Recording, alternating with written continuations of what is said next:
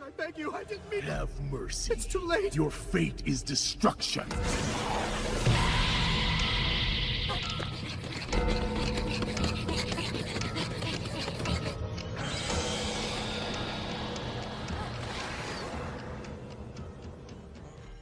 Biglang nagising si Champa, nanginginig ang buong katawan niya. Panaginip lang pala iyon. Umupo siya, nanginginig ang boses habang sinasabi, "Lintik, hindi pwede." Bakit ngayon? Bakit bumalik na naman ang bangungot na ito? Pero bago pa siya makalma, may sumabog na liwanag sa labas ng kanyang palasyo. Sa labas, nakatayo si Caulifla, nasa malalim na pokus. Sumasailalim siya sa mental na pagsasanay sa gabay ni Vados. Mahinahon na sabi ni Vados, "Caulifla, padalos-dalos ka. May kakayahan kang maabot agad ang mga pagbabago, pero ang Ultra Instinct ay nangangailangan ng ganap na katahimikan. Alisin mo ang laman ng isip mo at hayaang kumilos ang katawan mo." Ipiniit ni Caulifla ang kanyang mga mata, sinusubukang sundin ang mga utos. Sinimulan niyang ukitin ang mga pattern sa mga bato gamit ang mental na enerhiya, pero muling nabasag ang mga ito. Sumabog muli sa galit si Caulifla. "Lintik! Ulit na naman! Daan-daang beses ko na itong sinubukan. Daan-daan. At hindi pa ako kahit kailan lumalapit." Sumagot si Vados. "Sige, baguhin natin ng kaunti ang uri ng pagsasanay. Sa tingin ko, ang pakikipaglaban sa ilalim ng matinding pressure ay maaaring makatulong para mag-trigger ang instinctive mong reaksyon." Inangat ni Caulifla ang kanyang ulo, kumikislap sa pananabik ang kanyang mga mata. Pero biglang may matalim na boses na humati sa hangin. "Tama na." Nagpakita si Champa, napapalibutan ng hindi matatag na enerhiya ang kanyang katawan. May kakaiba sa kanyang presensya. Dito na nagtatapos ang pagsasanay na ito. Wala nang pagpapatuloy. Nabigla si Caulifla. "Ano? Pero gusto kong maabot ang Ultra Instinct. Hindi mo ba nakita kung paano tinalo ni Goku ang pinakamalalakas na mandirigma sa buong pag-iral noong Tournament of Power? Makakatulong ito para mas lumakas ang ating universo." Pero hindi sumagot si Champa. Bigla niyang itinaas ang kanyang enerhiya nang walang sinasabi. Pagkatapos, pinakawalan niya ang isang bugso ng enerhiya diretso sa kanya. Tinamaan siya nito ng may napakalakas na puwersa. Nawala agad ang kanyang anyo at bumagsak siya sa lupa, hindi makatayo. Lumaki ang mga mata ni Vados sa gulat. "Panginoong Champa, ano ang ginawa ninyo? Dapat tinutulungan ninyo ang mga miyembro ng Universe 6 na maabot ang mas mataas na antas." Pero hindi umatras si Champa. "Sinabi ko nang tumigil ka, Vados. Wala nang ibang salita. Dalhin mo ako ngayon sa Universe 7 kay Beerus." Naramdaman ni Vados na may hindi tama. May nakatagong dahilan sa likod ng desisyong ito, pero hindi siya tumutol. Nananatili si Caulifla sa lupa, pilit hinahabol ang kanyang hininga. Ang sakit ay hindi lang pisikal, totoo rin ang pagkadismaya. Matatag na sabi ni Caulifla, "Hindi ako susuko. Aabutin ko ang Ultra Instinct, kahit ano pa ang mangyari. May plano ako." Sa planeta ni Beerus, natutulog si Beerus. Pero sa loob ng kanyang panaginip, may lumitaw na isang lumang imahe.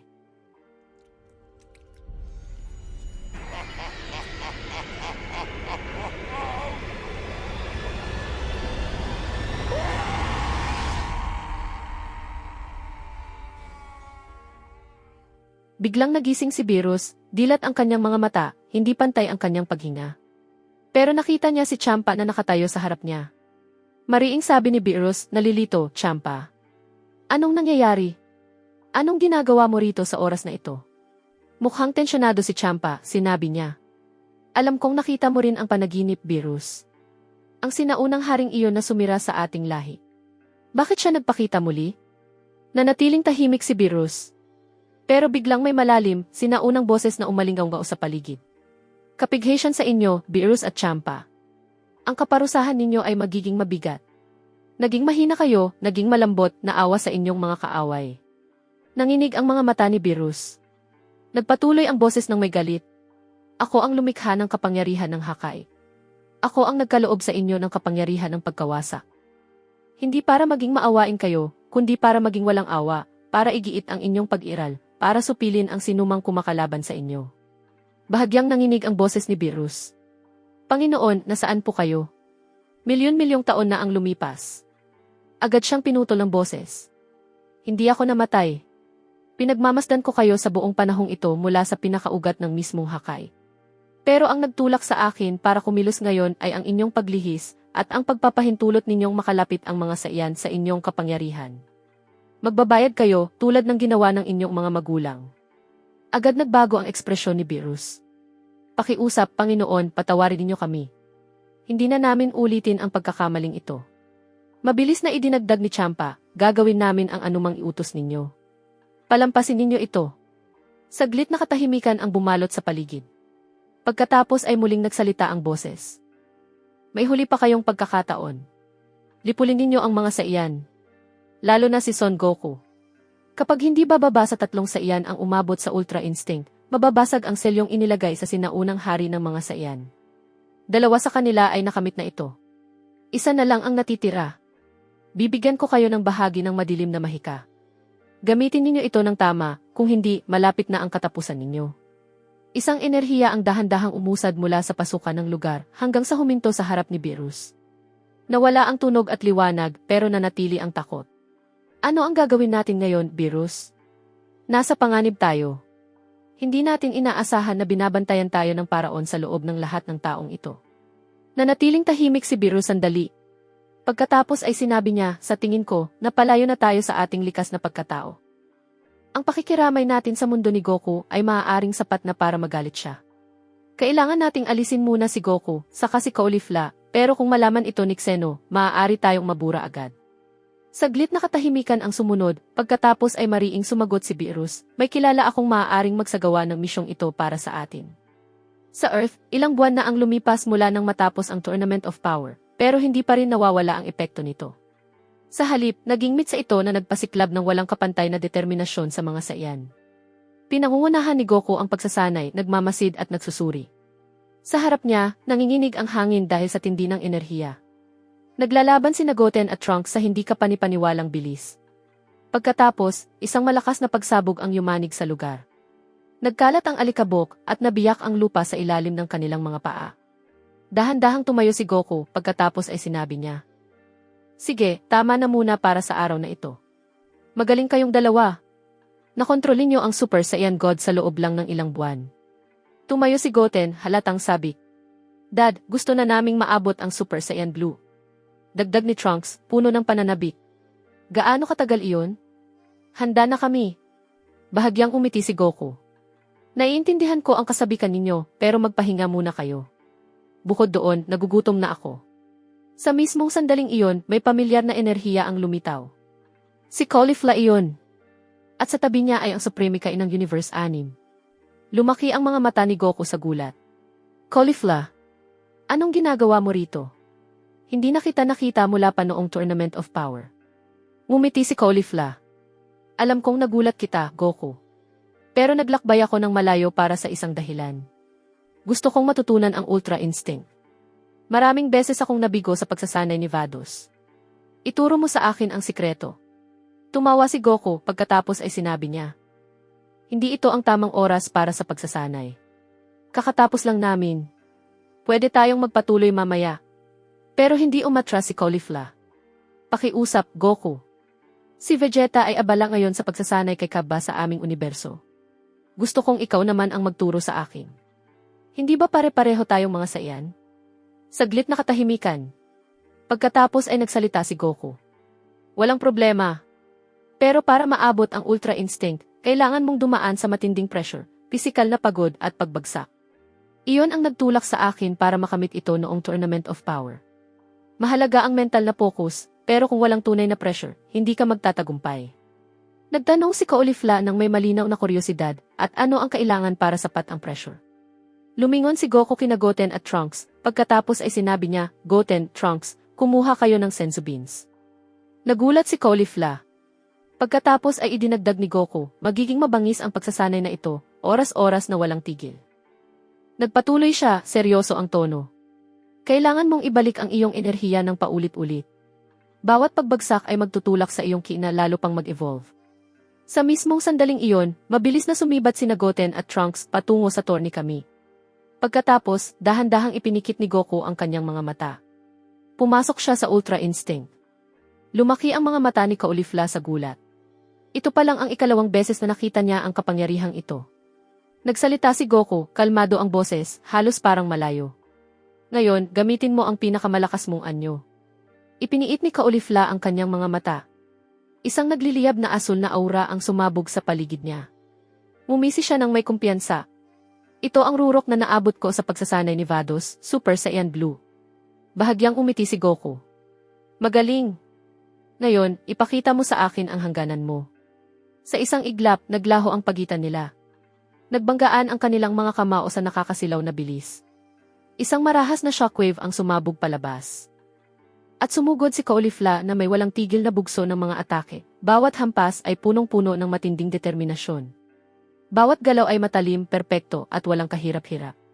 Malinaw ang layunin. Itulak si Caulifla sa sukdulan niyang hangganan at durugin siya sa ilalim ng napakalakas na pressure. Sa planeta ni Beerus, nakatayo sina Beerus at Champa sa harap ng isang pamilyar na anyo. Si Frieza iyon. Dinala nila siya roon at inilahad ang kanilang plano. Nagsalita si Beerus. Dinala ka namin dito dahil may kasaysayan ka sa mga Saiyan. Malalagay kami sa matinding panganib kung hindi namin sila aalisin sa pag-iral. Sumingit si Champa. Ikaw ang magsasagawa ng misyong ito at kapalit nito, bibigyan ka namin ng isang bagay na hindi mo kayang tanggihan. Humakbang si Beerus pasulong. Isang kakaibang enerhiya ang lumitaw sa kanyang kamay, madilim, kumikibot na may tahimik ngunit nakakatakot na aura. Sinabi niya, madilim na mahika. Papayagan ka nitong lampasan ang kasalukuyan mong hangganan. Nagpakawala si Frieza ng malamig na ngiti, pagkatapos ay sinabi, Aba, sino ang mag-aakalang magkakaroon tayo ng kasunduan balang araw? Natutuwa akong pinagkatiwalaan ninyo ako sa gawaing ito, dahil mula pa sa simula, ang layunin ko ay wakasan si Son Goku. Lumapit si Beerus, iniabot ang kanyang kamay, at ibinigay kay Frieza ang enerhiyang iyon. Sinabi niya, gawin mo ang kahit anong gusto mo rito. Siguraduhin mo lang na maalis mo muna si Goku. Kung kaya lang namin itong gawin mismo, ginawa na namin. Pero malaki ang paghanga ni Zeno sa kanya. Kapag nalaman niyang kami ang nasa likod nito, mabubura kami agad. Pero ikaw, alam kong puno ka ng tusong mga plano. Tiningnan ni Frieza ang enerhiya sa kanyang kamay. Naramdaman niyang dumadaloy ang kapangyarihan nito sa kanyang katawan, para bang bumubulong ito sa kanya ng walang hangganang mga posibilidad. Ngumiti siya. Paparating na ako, Goku. Ilang sandali pa, lumabas sina Beerus at Champa. Tahimik na naghihintay sina Whis at Vados, na para bang naramdaman nilang may hindi tama. Nagsalita si Beerus. Whis, dalhin mo kaming lahat sa Earth. Huwag ka nang magtanong kung bakit. Tumingin si Whis kay Beerus na may kalmadong hiwaga. Kung iyan ang nais ninyo, Panginoong Beerus. Sa Earth, ilang minuto pa lang ang lumipas mula nang magsimula ang pagsasanay ni Caulifla, pero pakiramdam niya ay parang mga oras na ang lumipas. Hingal na hingal si Caulifla. Mas matindi ito kaysa sa inaasahan ko. Kalmadong nakatayo si Goku, maingat na inoobserbahan ang kanyang kalagayan. Sinabi niya, paparating na sina Goten at Trunks. Pero biglang may naramdaman si Goku na pamilyar na enerhiya, isa na hindi ka nais-nais. Nagpakita si Frieza. Nakatayo siya roon ng kalmado, may nakagawian niyang ngiti sa kanyang mukha, para bang hindi siya nagbago kailanman. Bahagyang naningkit ang mga mata ni Goku. Frieza, anong ginagawa mo rito? Ngumiti si Frieza. Anong klaseng tanong iyan, Goku? Malinaw naman ang sagot. Ikaw ang target ko. Ang Ultra Instinct na ipinakita mo noong Tournament of Power ay hindi maaaring baliwalain. Ngumiti si Goku na para bang inaasahan na niya ang paghaharap na ito. Mukhang gusto mong subukan ang sarili mo laban sa akin. Sana ay nagsanay ka ng mabuti nitong mga nakaraang buwan. Kalmadong sumagot si Frieza, iniligtas mo ang babaeng iyon. Sa palagay ko, hinihintay mo ang Senzu Beans. Dahan-dahan niyang itinaas ang kanyang kamay, ipinakita ang isang supot ng Senzu Beans. Bahagyang lumaki ang mga mata ni Goku. Dinala ko ang mga ito. Ibalik muna natin siya sa buong kondisyon. Pagkatapos nyon, maaari na tayong maglaban. Kinuha ni Goku ang mga Senzu Beans mula kay Frieza, pagkatapos ay humarap kay Caulifla. Sinabi niya, sige, ipagpatuloy na natin ang pagsasanay, Caulifla. Pero sa loob ng isang iglap, nagyelo ang hangin. Parang tumigil ang mismong oras. Isang nakakasilaw na liwanag ang pumutol sa espasyo sa nakakatakot na katahimikan. At tumagos iyon sa katawan ni Goku mula sa likuran. Nabitawan niya ang mga Senzu Beans mula sa kanyang kamay. Nakatayo si Caulifla, nanlalamig sa gulat, tumatanggi ang isip niya na tanggapin ang nakikita. Si Frieza iyon. Ginamit niya ang madilim na mahika para malusutan ang depensa ni Goku.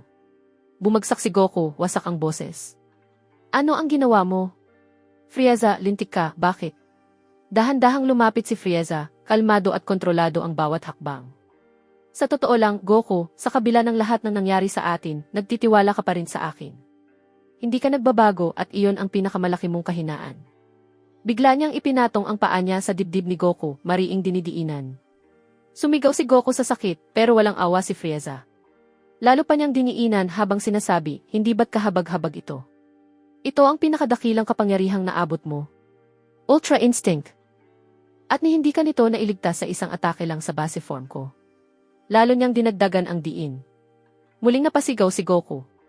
Totoo ang sakit, malalim. Itinaas ni Frieza ang kanyang kamay. Nagsimulang mag-ipon ng enerhiya sa dulo ng kanyang daliri. Sinabi niya sa malamig, huling tono, ito na ang katapusan mo. Mahirap na inangat ni Goku ang kanyang tingin. Pero may napansin siya. Sa langit, may dalawang anyong tahimik na nagmamasid.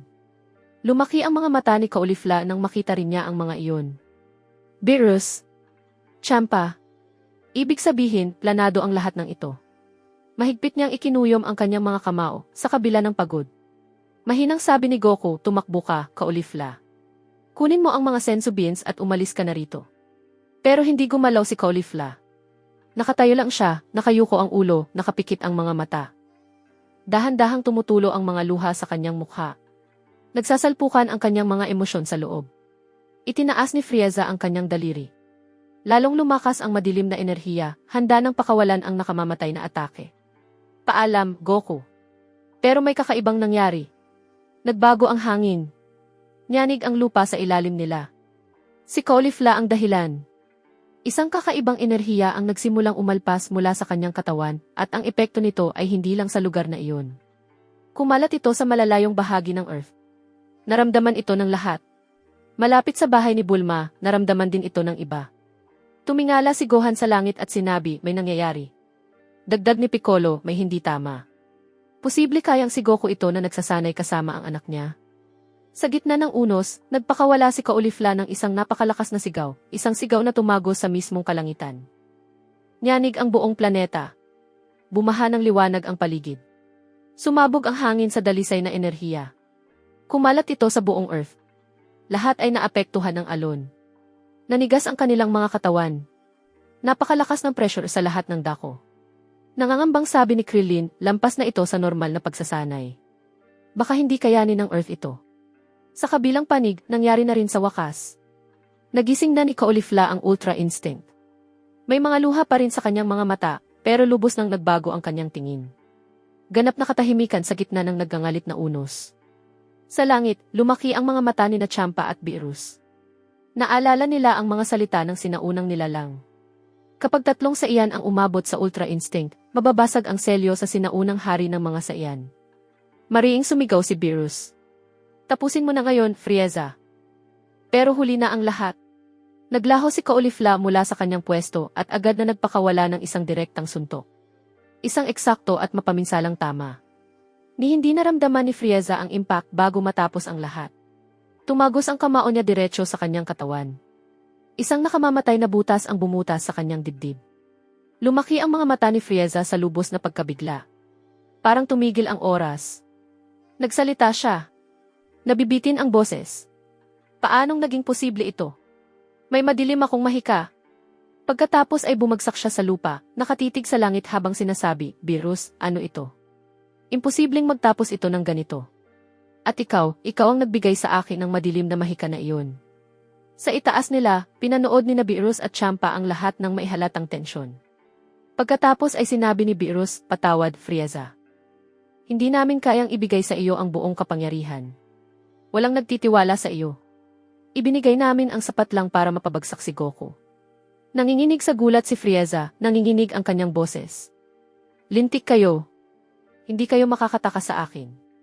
Tumingin sa kanya si Caulifla, malamig at hindi natitinag ang kanyang titig. Itinaas niya ang kanyang kamay, tumutok at kalmadong sinabi, hindi ka naiiral pa. Pagkatapos, pinakawalan niya ang isang siksik na pagsabog ng enerhiya na tuluyang lumamon sa katawan ni Frieza. Pagkaraan ng ilang saglit, nawala ang liwanag at wala nang natira.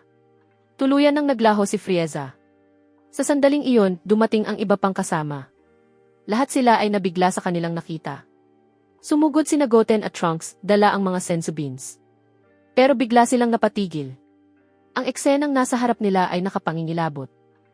Ang katawan ni Goku, walang galaw, tuluyang nawala ang kanyang enerhiya. Nanginginig na sabi ni Goten, "Dad? Anong nangyari?"